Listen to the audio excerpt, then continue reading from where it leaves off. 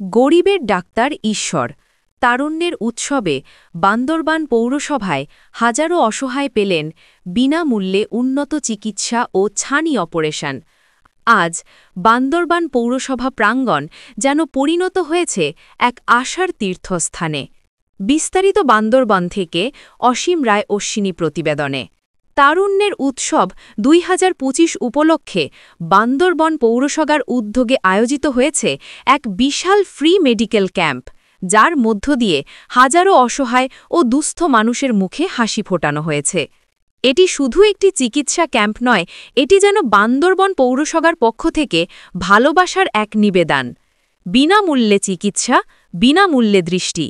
পৌরসভার এই মানবিক ক্যাম্পে বিনামূল্যে চিকিৎসা পেয়েছেন এলাকার গরিব ও অসহায় বাসিন্দারা। বিশেষ করে যাদের চোখে সমস্যা, তাদের জন্য ছিল বিশেষ ব্যবস্থা।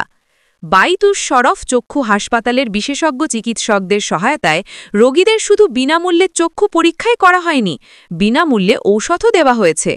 আরও গুরুত্বপূর্ণ বিষয় হল, ছানি সহ বিভিন্ন জটিল চক্ষু রোগে আক্রান্ত রোগীদের উন্নত চিকিৎসার জন্য বান্দরবান পৌরসভার নিজস্ব অর্থায়নে ব্যবস্থা করা হয়েছে। যে মানুষটি টাকার অভাবে দৃষ্টি হারাতে বসেছিল, সে আজ বিনামূল্যে আলো ফিরে পাওয়ার সুযোগ পাচ্ছে।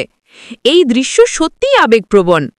আজ দুপুরেই এই মহতী উদ্যোগের উদ্বোধন করেন বান্দরবান জেলার সুযোগ্য জেলা প্রশাসক শামীম আরা রিনি।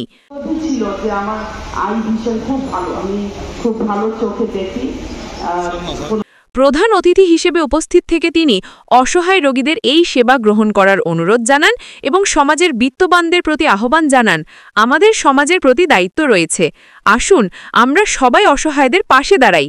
এ সময় পৌরসভা প্রশাসক এস.এম. মঞ্জুরুল আলম এবং অন্যান্য প্রশাসনিক কর্মকর্তারা উপস্থিত ছিলেন, যারা সম্মিলিতভাবে এই উদ্যোগকে সফল করেছেন। মেডিকেল ক্যাম্পে শুধু চোখ নয়, বিশেষজ্ঞ চিকিৎসকেরা অন্যান্য রোগেরও পরীক্ষা করেছেন এবং বিনামূল্যে ঔষধ দিয়েছেন। স্থানীয় বাসিন্দারা বলছেন, পৌরসভার এমন উদ্যোগ তারা আগে দেখেননি।